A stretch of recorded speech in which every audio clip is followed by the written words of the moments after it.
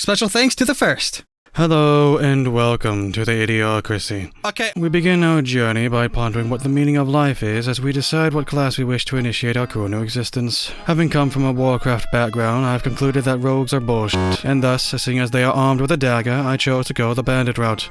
Ignoring the class's emphasis on the arcane stat, I gleefully make my way to the character creation menu and create a man that ultimately looks far better than what he deserves. Having now drawn breath into this ash-ridden plane of existence, we march our way out to explore this new world armed with merely a butter knife and a dinner plate with a surface almost as smooth as my mind. Immediately upon discovering that doors exist, I use my singular brain cell to deduce that all the blood on the ground and messages telling me to jump off this cliff is merely a ruse to have me killed. And so, I briskly ignore them, for I was not planning on getting killed anytime soon. And I was correct. I would not be killed. I would be murdered. Okay! I awaken to the smell of home and decide to cleanse myself and use the bathwater, though I quickly discover that I am not the only degenerate in this hellhole. What's up, dude? Thus, I decide to end this walking insult with a masterful display of archery. Shortly afterwards, we meet a friendly band of cosplayers, in which we also brutally dispatch as they are taking up too much of my oxygen, and I need every molecule I can get to sustain my brain cell. Seeking the promised land, I open this door to take me to better environs. And to my actual surprise, it did. I encounter Grace, whom I immediately touch, as well as a statue of an imp that seems to act as a keyhole for this wall of mist. I make note of it, then take my leave. Upon being seared by the pain that is sunlight for the first time in my life, I touch Grace. I am then greeted by a kindly soul who informs me of my worthlessness, that I shall never know the warmth of companionship, and that the chance of me dying cold and alone is 105% with a 3% margin of error. Taken aback, I thank the sage for his wisdom and proceed to make my way towards the shiniest thing my eyes could comprehend, like the monkey I truly am. It just so happens that this shiny thing is big, mean, and far above my league, whose existence guarantees that I will remain a virgin so long as this walking Sigma energy exists. But instead of fleeing with my tail between my legs, I've decided that enough is enough. I deduced the most cunning plan that my mortal vessel could devise. If I kill him, he will die. And thus, with my trusty butter knife and dinner plate in hand, I charged the brute with all the courage I could muster. Oh, you think you can? Because that is the only thing I have going for me. Equipped with only a skull as thick as tungsten and a weapon arsenal comprised of silverware, I oonga-boonga'd my way to victory after 2.5 grueling hours of quoting Doctor Strange. Transcendent off, come to bargain! Until I finally felled my foe. Yeah! Having never felt such success in my life before, I promptly took a victory dump before taking my next step. For this truly was the peak of my life. And you know what they say? It's only downhill from here. I am back. Hello. I proceed to make my way uphill to touch Grace and discover why Santa Claus kept sending me coal for Christmas. He gives me a crafting kit and tells me to make my own presents and f*** off. And so I did. I'm glad you took my warning to heart. I wander off to shank a few larpers, interact with a roly-goatee, Why? fight a few vampires, listen to game developers on crunch time, and then make my way eastward. Where are we at right now? I come across a man stuck in a fishnet who tells us there's a dragon at the lake. Dragon. Rooster. I nod stoically, then proceed to join my fellow degenerates in some casual slaughter. Later, I pickpocket some kidneys and get attacked by old men on roofs, shooting their souls at me. Ow! Oh my god, okay. I assume they were too frail to hold any other ranged weaponry, so I suppose speeding up their way off the senses was the next best thing. Sucks, don't it? After having my fill of beta male kidneys, I decided to harvest some alpha male kidneys instead. Yet I forgot one critical detail. You just alerted. Oh no! I too am but a beta male. My new strategy is to ninja loot his gear and run for the hills. Oh. Though suffice to say, he didn't take too kindly to that idea. Luckily for me, I was able to exploit his rage and take him down at the measly cost of my hearing. Shut the hell up! Deciding that there are better ventures elsewhere, I take my leave of the situation and head towards a well-guarded bridge. After I deftly dispatch the guards, I make my way further in. Oh my. Disgruntled by this new turn of events, I write a letter informing the pilot of the overcompensating crossbow that "Your mama fat." As for how he'd receive said letter, I deduced that people read from their minds, and thus I decided that delivering the message straight to his mind would be the most efficient course of action. And so I did. Dissatisfied with my observations of his mother, the calm and collected individual forewent the safety of the two-ton turret to personally inform me of his fundamental disagreement of my argument. I respectfully declined, and then went on my merry way. I proceed through the bridge and solid snake my way through the barricades to the best of my ability. You watch me do this. After a brief melee and an observation of physics, I receive an item with an oddly familiar name. Stone sword key. Upon crossing the bridge, we touch Grace and meet a blind woman named Irina, who asks that we deliver a message to her father. We agree to this task, and will proceed to never acknowledge it again. Say hello to dogs. I should mention that up until this point, I've managed to maintain my rune count without losing them this entire playthrough thus far. This changes here. For the power of dog is simply too overwhelming and complex for my brain cell to withstand. No! I lost it all! To a dog! I've deduced that I despise dogs now, and thus begin to study the art of anti-dog. After doing so, and wallowing further in my depression of losing all of my currency, I decide to combat this giant. One would think that I would be quickly and harshly outmatched by this monstrosity, but if there's anything the story of David and Goliath has proven to me, is that big things are weak to small things.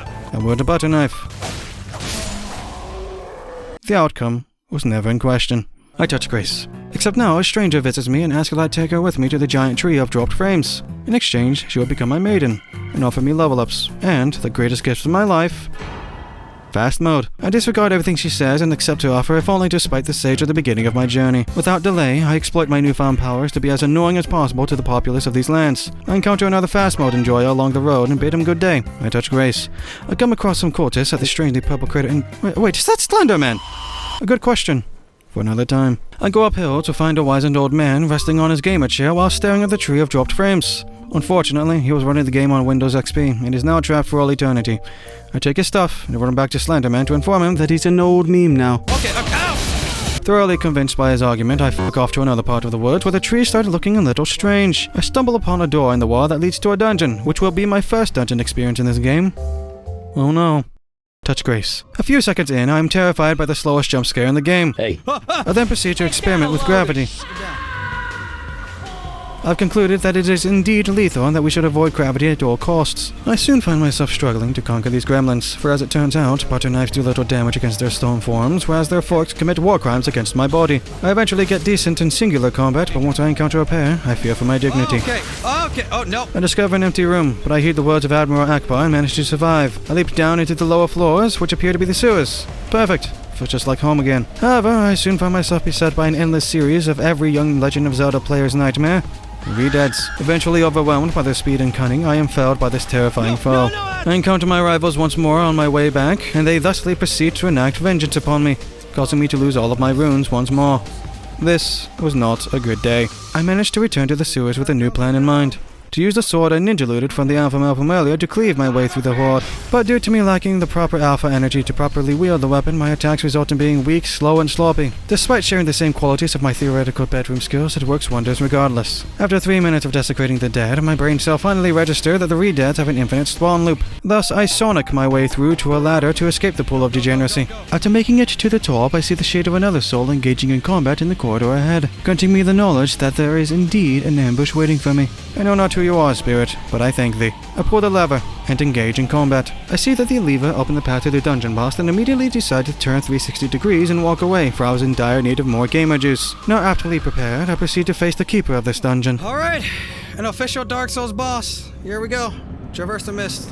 What the frick? I was not aptly prepared. Acknowledging my struggles with just 2 of these gremlins, my heart plummets to the bottom of the Mariana Trench to discover that this boss consists of facing 4 of the fuckers at once while trying to survive the boss's oddly timed and unorthodox attacks. Let me out. I should preface that I have not thoroughly practiced parrying yet, and I only discovered later, after this gaming session, that my chosen class and weapon relies strongly on this mechanic. And thus, I learned the hard way just how gravely I erred with my class decision. Okay.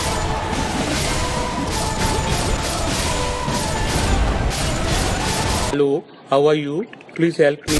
After 40 minutes of attempts, I eventually killed this imp mano a mano instead of Sparta kicking it down the hole for once. And from it, I acquired the final member of the Silverware Triumvirate, the Fork. With the Holy Trinity now complete, I march with a newfound confidence that this boss is about to have its last supper. 40 minutes later, I decide to heed the wisdom of a merciful individual in chat who informed me how to unlock easy mode. So I went and acquired the Good Boys. Now fully equipped with all the swagger in the world, I saunter my way back to the boss to truly show it what is up. Ding, ding, ding, ding, ding. Yet little did I know. I had still yet to get good.